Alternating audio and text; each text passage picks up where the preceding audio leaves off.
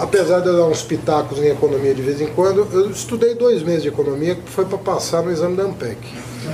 Depois eu não estudei mais, porque eu colava um pouco do Alexandre Schwartzman, do Laércio Menezes para passar. Então eu tenho 2 meses de estudo.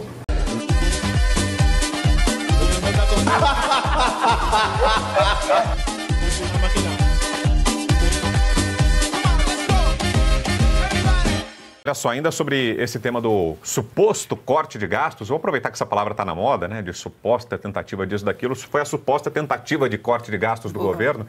Segundo o Poder 360, a aparição de Fernando Haddad no pronunciamento de pouco mais de 7 minutos, ontem à noite, em cadeia de rádio de rede nacional, foi interpretada por políticos aliados ao governo como um posicionamento para a campanha presidencial de 2026, inclusive com a anuência do presidente Lula. Na teoria, Lula deve ser candidato à reeleição daqui a 2 anos, quando estiver com 81 anos de idade. Porém, pessoas próximas ao petista indicam uma possível desistência de concorrer ao 4º mandato, principalmente por conta da saúde. E aí, então, já teria sido, segundo esses veículos, um ensaio da candidatura do Haddad, um teste com esse pronunciamento de ontem à noite. Será, Marcelo Bella? Olha, o Haddad, ele é impressionante. Eu acho o Fernando Haddad, nosso ministro, ele é um fenômeno. É fenomenal como ele é fiel ao presidente Lula, como eles são amigos. Eu acho que eles podem se tratar como irmãos. Né? O presidente Lula já colocou ele em várias roubadas e ele aceita todas. É impressionante. É esse tipo de amigo que a gente precisa ter. É aquele cara que você fala que vai para o inferno, o cara vai com você. Né? Se o Haddad fizer isso, olha, ele não vai ganhar a eleição, a não ser que a eleição seja fraudada. Ô professor, e será que faz sentido essa estratégia de colocar o Haddad para fazer o pronunciamento? Porque, pelo que a gente está vendo, mais queimou o filme do que capitalizou candidatura, qualquer outra coisa. Se foi esse o objetivo, é um plano digno de trapalhões, hein? Eu fico sempre com a dúvida, quando você lança muito antecipadamente um candidato, se isso não acaba sendo uma estratégia para queimar aquele que pode fazer sombra. Mas como o Marcelo Bella falou, eu concordo plenamente. O Haddad sinceramente, ele é um cara que segue à risca. E ele segue à risca exatamente aquilo que o Lula fala. O que mostra que ele já não é uma grande liderança.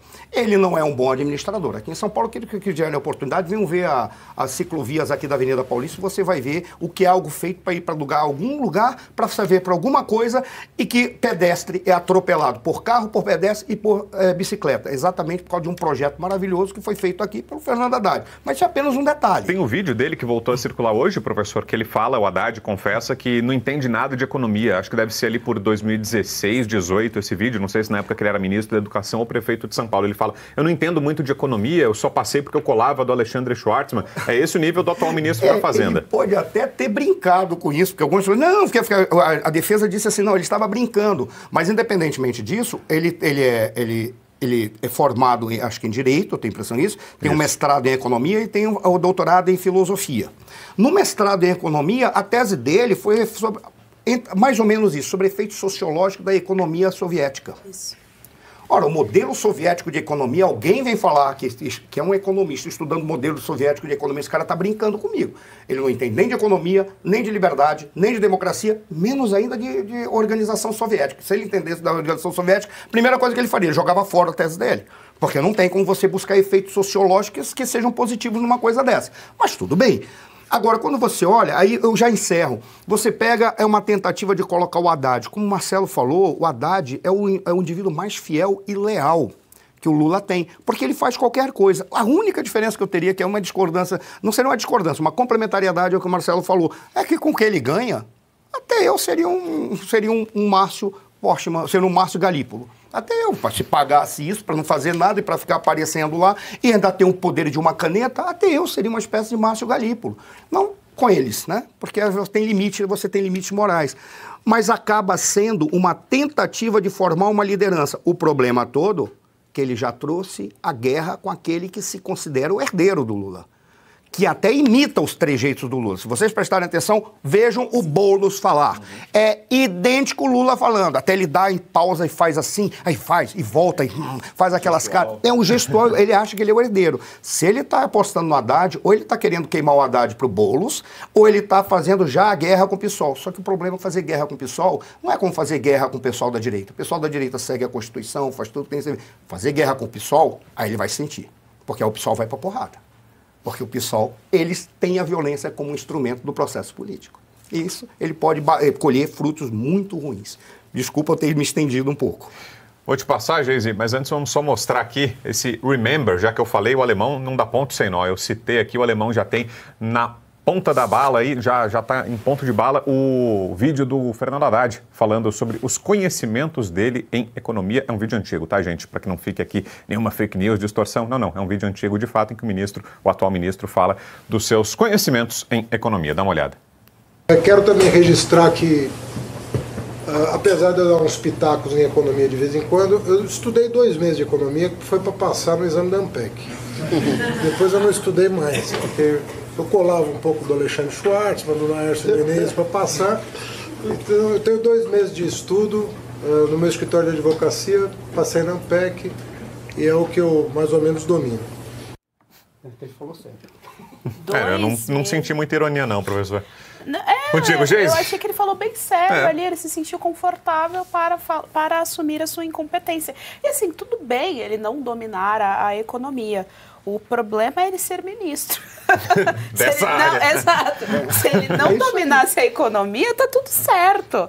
Mas ser ministro da Casa Civil é que é o problema. Ele fala que ele estudou 2 meses e aí ele ainda fala assim, eu dou os meus pitacos em economia. Então tá explicado porque ele tá ganhando prêmio na Time no negócio de sustentabilidade ambiental. É porque ele só dá pitacos na nossa economia. Ele foi ministro da Educação e está confessando que cola. Também não é muito legal também, né? Vamos combinar. E aí, assim, o portal Poder 360 levantou essa ideia, não sei de qual cabeça saiu, mas considero uma ideia completamente estapafúrdia. Fernando Haddad já concorreu à presidência e perdeu. Fernando Haddad não conseguiu ser reeleito em São Paulo e teve o pior índice de aprovação. Fez essa porcaria aí na Avenida Paulista, que a gente corre risco de ser atropelado todo santo dia. Semana passada mesmo, eu estava atravessando um casal de idosos, provavelmente não era daqui de São Paulo. E aí eles não sabiam que se ele ficar no meio da calçada, você pode ser atropelado por uma bicicleta. Enfim, né, não conseguiu fazer a gestão dentro de São Paulo. São Paulo também é uma cidade que caminha sozinha, nem isso ele conseguiu fazer aqui. Então, assim, ele é o cara, o Marcelo colocou, a gente precisa de um amigo desse, porque o cara é leal. O cara é leal ao Lula. Ele é leal a um ponto de se prostituir a própria personalidade, de não ter voz ativa e fazer absolutamente tudo que o Lula manda. Então é uma ideia completamente estapafúrdia. A gente também precisa lembrar que há outras coisas em jogo. O Lula vai estar com 81 anos, mas eu sinceramente não acho que isso será um problema. O Lula vive falando que ele tem sim vitalidade. Ele já está falando isso desde agora. Lembram também... eu não lembro se foi na campanha passada, mas acho que foi. Tinham vídeos do Lula na academia e tal, querendo mostrar que ele era um cara, olha, eu tô super ativa. Isso, eu tô muito ativa ainda. Então, assim, essa questão da idade não será um problema. Isso aí é o menor dos problemas, eles fazem um marketing em cima e resolve. Mas a ideia do Haddad é completamente estapafúrdia. E será que não é o contrário, não, Nogueira? Será que o Lula já não previa esse desgaste, essa reação negativa do mercado e quis escapar desse desgaste, colocando o ministro para fazer o pronunciamento? Porque se fosse só um pacote de bondades, imagino que ele faria questão de fazê-lo pessoalmente, né? É um bom argumento, Brown. Acho assim, qual é a ideia por trás, né, que mostrou aí o Poder 360? O Lula quer fazer do Haddad o novo Fernando Henrique Cardoso, que era um ministro da Fazenda, do Plano Real, e virou presidente da República. Na cabeça do Lula, se a economia for bem, o Haddad, ministro da Fazenda, vira presidente da República, no cenário em que o Lula não seja candidato à reeleição. O problema é que a economia não está indo bem e, ao que tudo indica, não vai continuar indo bem até 2026. Portanto, o que seria o cabo eleitoral do Haddad já vai por água abaixo. E eu tenho também a tese, Brown, de que as pessoas, acho que isso ficou provado nessa última eleição municipal, as pessoas não votam no PT.